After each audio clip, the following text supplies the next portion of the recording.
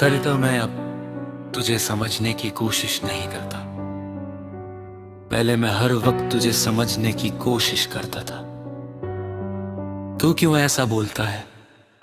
तू क्यों कभी क्लोज और कभी डिस्टेंट हो जाता है?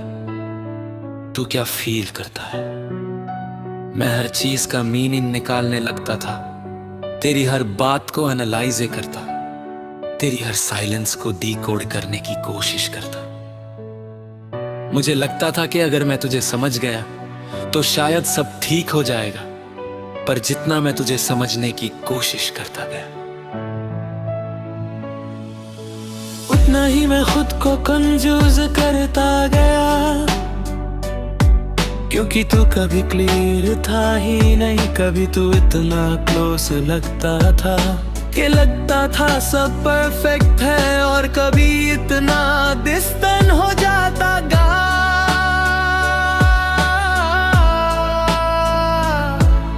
कि लगता था मैं कुछ भी नहीं हूँ, और मैं इस कंफ्यूजन में अटका रहा।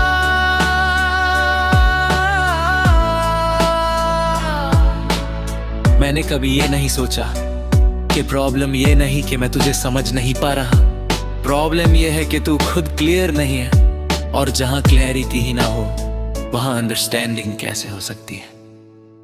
एक दिन मैंने खुद से पूछा, मैं क्यों इतना ट्राई कर रहा हूँ?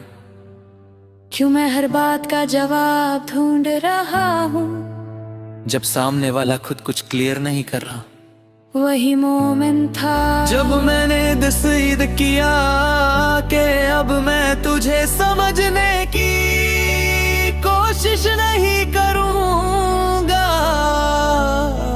मैंने अपनी एनर्जी वापस ले ली, मैंने अपने क्वेश्चंस खत्म कर दिए।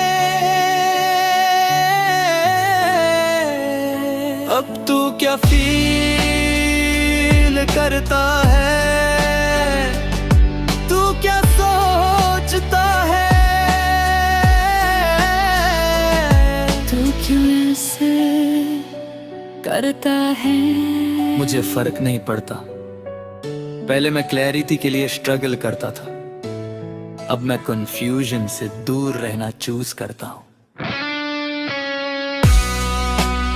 मैंने सीख लिया है कि हर इंसान को समझना जरूरी नहीं होता।